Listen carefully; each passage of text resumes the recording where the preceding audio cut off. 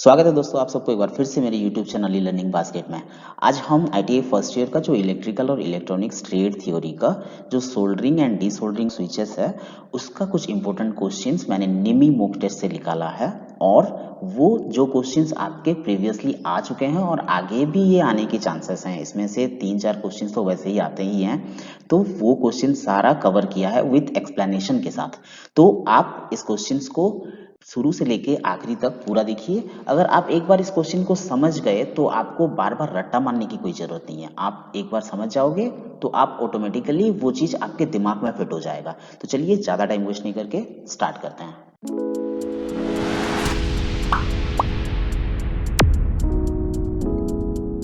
चलते हैं पहले क्वेश्चन पे। Which bonding material is used for soldering a joint? किसी जॉइंट को टाका लगाने के लिए किस संबंध सामग्री का उपयोग किया जाता है? तो यहाँ पे हम कोई भी जॉइंट को अगर सोल्डरिंग कर रहे हैं तो पहले हम उसके ऊपर एक फ्लक्स लगाते हैं, फ्लक्स। तो यहाँ पे आपका आंसर होगा फ्लक्स। तो फ्लक्स का काम क्या है कि फ्लक्स अगर आप कहीं पे सोल्डरिंग कर रहे हैं तो वो पीसीबी के ऊपर अगर कोई ऑक्साइड मटेरियल डिपॉजिट हो गया है तो वो उसको हटा देता है और वो ऑक्सीडेशन को, फर्दर ऑक्सीडेशन को भी रोकता है। तो इसीलिए मेरा सोल्डरिंग क्या होता है, मेरा सोल्डरिंग ज्यादा मजबूत रहता है। तो यहाँ पे आंसर है फ्लक्स।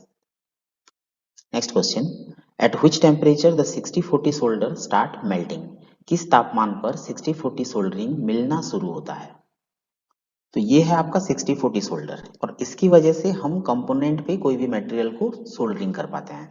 तो यहाँ पे जो दिया है 60-40, 60% इसमें होता है आपका टीन और यहाँ पे आपका होता है 40% होता है आपका लीड। ठीक है, और इसका मेल्टिंग पॉइंट बहुत ही कम होता है, वो होता है आपका 200 डिग्री सेंटीग्रेड। तो यहाँ पे ऑप्शन बी में दिया है 200 degree centigrade, that is the correct answer. Next question, which step is important for soldering a joint? एक जॉइंट टाका लगाने के लिए कौन सा कदम महत्वपूर्ण है? तो यहाँ पे हम जब एक जॉइंट को सोल्डरिंग करते हैं, यहाँ पे देखिए, यहाँ पे सोल्डरिंग का काम हो रहा है और इस जगह पे जब हम एक जॉइंट को सोल्डरिंग करेंगे तो ये सोल्डर मेल्ट करेगा, तो तब ये जॉइंट भी हीट होना बहुत जरूरी है। अगर ये जॉइंट हीट हुआ तो ये जो मेल्ट कर रहा होगा सोल्डर, ये उसे सही तरह से पकड़ पाएगा। तो यहाँ पे पूछा है कि सोल्डरिंग के वक्त कौन सा चीज बहुत इंपॉर्टेंट है, हीटिंग द जॉइंट। तो ऑप्शन ए है सही answer. Next question, what is the range of temperature used in soldering station?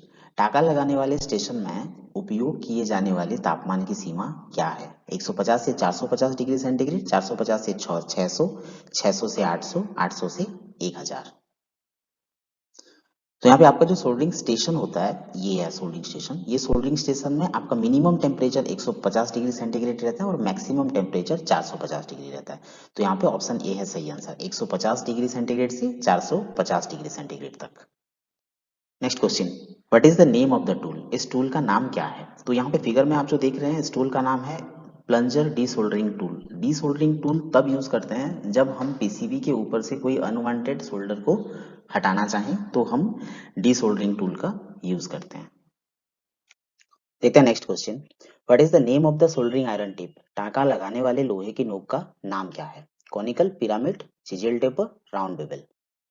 तो मार्केट में आपका बहुत टाइप का सोल्डरिंग आयरन का टेप मिलेगा आपको, लेकिन जो मेन टाइप होता है वो नॉर्मली 4 टाइप का होता है। एक होता है आपका नाइफ टिप, एक होता है बेवल टिप, एक होता है कोनिकल टिप, एक होता है चीजल टिप। तो हम कोनिकल टिप और चीजल टिप वाला जो सोल्डरिंग आयरन पे लगता है वो हम सबसे ज्यादा यूज करते हैं। तो यहाँ पे ये है कोनिकल टिप। तो ऑप्शन ए है सही आंसर। तो चलिए नेक्स्ट क्वेश्चन पे, what is the name of the flux used for soldering electronic component? टाका लगाने वाले इलेक्ट्रॉनिक उपकरणों के लिए इस्तेमाल होने वाले फ्लक्स का क्या नाम है? Resin, rosin, mild acid, organic acid.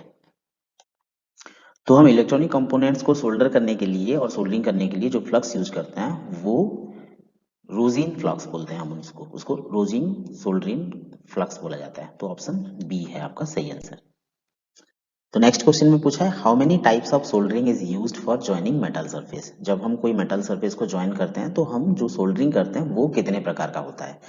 2 प्रकार का, 5 प्रकार का, 4 प्रकार का या 3 प्रकार का? तो जो टाइप ऑफ सोल्डरिंग है, नॉर्मली हमारा टाइप ऑफ सोल्डरिंग 2 टाइप का होता है। एक होता है हमारा सॉफ्ट सोल्डरिंग, एक होता है हमारा हार्ड सोल्डरिंग। एक होता है सॉफ्ट, एक होता है हार्ड। तो सॉफ्ट सोल्डरिंग किसे कहते हैं? अगर आप कोई भी सोल्डरिंग कर रहे हो और आपका जो सोल्डरिंग आयरन का टेम्परेचर 450 डिग्री सेंटीग्रेड से कम है तो हम उसे सॉफ्ट सोल्डरिंग बोलते हैं। और अगर आपका टेम्परेचर सोल्डरिंग आयरन का 450 डिग्री से ज़्यादा है और 450 डिग्री से 900 डिग्री सेंटीग्रेड तक है तब हम उसे हार्ड सोल्डरिंग बोलते हैं। फिर हार्ड सोल्डरिंग भी दो टाइप का होता है, वो एक होता है आपका ब्राइजिंग होता है, दूसरा होता है सिल्वर सोल्डरिंग। तो मेनली हमारा जो सोल्डरिंग टाइप होता है वो दो टाइप का होता है, याद रखिएगा। एक होता है सॉफ्ट सोल्डरिंग, एक होता है हार्ड सोल्डरिंग। 450 डिग्री के अंदर हुआ तो टेम्परेचर वो होगा सॉफ्ट सोल्डरिंग, टेम्परेचर 450 डिग्री से ऊपर गया तो वो होता है हार्ड सोल्डरिंग। तो हमारा आंसर है 2A। What is the full form of the abbreviation SPDT used in switch? तो हम जो स्विच में एसपीडीटी नाम लिखते हैं उसका फुल फॉर्म क्या है? ऐसे तो स्विच बहुत प्रकार के आते हैं और हम जो एब्रीविएशन लिखते हैं मेनली हम चार टाइप के स्विच यूज करते हैं। एक होता है हमारा एसपीएसटी जो होता है सिंगल पोल सिंगल थ्रो। एक होता है एसपीडीटी सिंगल पोल डबल थ्रो। एक होता है डीपीएसटी डबल पोल सिंगल थ्रो। और चौथा होता है आपका डीपीडीटी, ये होता है डबल पोल डबल थ्रो। तो हमें क्वेश्चन में पूछा था कि एसपीडीटी तो ये होगा हमारा सिंगल पोल डबल थ्रो। तो ऑप्शन सी है सही answer.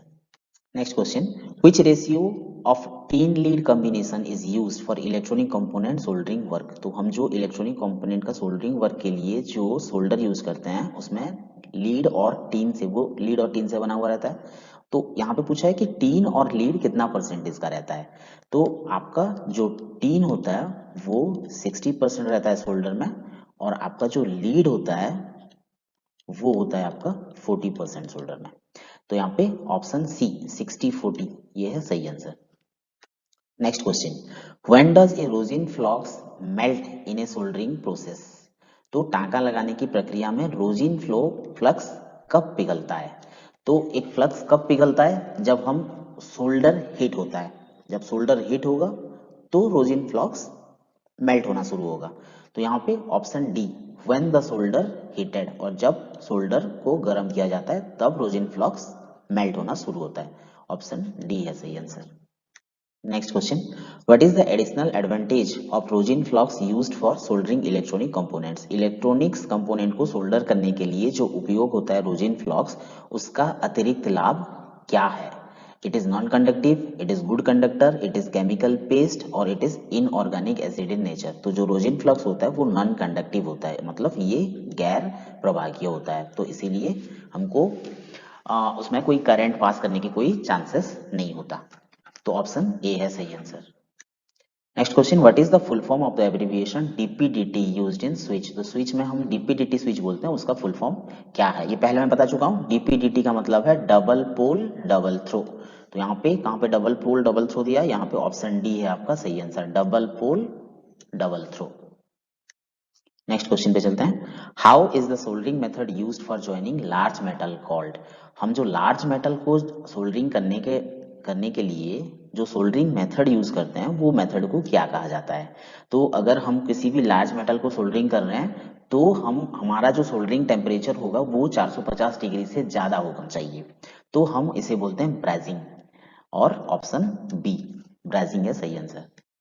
Next question, how much time is required to make a quality solder joint using soldering iron? टाका लगाने वाले लोहे का उपयोग करके एक गुणवत्ता वाला सोल्डर जॉइंट बनाने के लिए कितना समय आवश्यक होता है? तो ये हमारा होता है 3 to 7 सेकेंड। एक अच्छा सोल्डरिंग के लिए हम 3 to 7 सेकेंड है सही आंसर। तो ऑप्शन ए है हमारा सही answer. Next question, which type of soldering is used for electronic circuit? Electronic circuit के लिए किस प्रकार सोल्डरिंग का उपयोग किया जाता है? तो हम कोई भी अगर कंपोनेंट हो या कोई भी सर्किट बना रहे हैं और उसमें अगर सोल्डरिंग चाहिए है तो हमको वहां पे 450 डिग्री सेंटीग्रेड से कम ही टेम्परेचर चाहिए होगा। तो इस टाइप के सोल्डरिंग को बोला जाता है सॉफ्ट सोल्डरिंग। तो यहाँ पे जो ऑप्शन दिया है ऑप्शन बी सॉफ्ट सोल्डरिंग ये है सही आंसर। चलते हैं नेक्स्ट क्वेश्चन पे, Which tool works on the principle of air suction? वायु सक्शन के सिद्धांत पर कौन सा उपकरण इनमें से काम करता है? Soldering iron, soldering wick, desoldering blade, desoldering pump.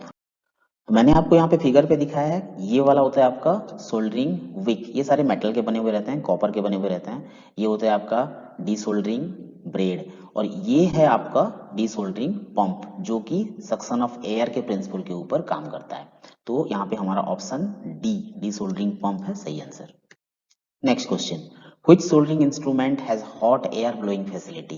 किस सोल्डरिंग इंस्ट्रूमेंट में गर्म हवा बहने की सुविधा है? Soldering iron, soldering station, web soldering machine, temperature controlled soldering iron. तो आप यहाँ पे फिगर पे देख पा रहे हैं, ये एक सोल्डरिंग स्टेशन है और सोल्डरिंग स्टेशन में आपका टेम्परेचर कंट्रोल भी रहता है। यहाँ पे एक सोल्डरिंग आयरन रहेगा और यहाँ पे एक एयर ब्लोइंग मशीन भी रहेगा। तो सोल्डरिंग स्टेशन है वही है जिसमें एक सोल्डरिंग आयरन रहता है और एयर ब्लोइंग फैसिलिटी भी रहता है। ये आपका एयर ब्लोइंग फैसिलिटी, इसमें से गर्म हवा निकलती है। तो हमारा ऑप्शन है ऑप्शन बी, सोल्डरिंग स्टेशन। चलते हैं नेक्स्ट क्वेश्चन पे। What is produced by the power supply connected soldering iron? टाका लगाने वाले लोहे से बिजली की आपूर्ति से क्या उत्पादित होता है? तो क्वेश्चन में पूछा है कि अगर आप सोल्डरिंग आयरन को पावर सप्लाई से कनेक्ट करोगे तो उसमें से क्या प्रोड्यूस होगा, क्या निकलेगा? Fire, heat, cool air, water vapour. आग निकलेगी, गर्मी निकलेगी, ठंडी हवा निकलेगी या जल का वाष्प निकलेगा? तो ऑब्वियस सी बात है कि यहाँ पे जब आप सोल्डरिंग आयरन को कहीं पे भी पावर सप्लाई देंगे तो वहां से सोल्डरिंग आयरन गर्म होता है, तो इसका मतलब है उसमें से हीट जनरेट होता है। तो ऑप्शन बी हीट है सही आंसर।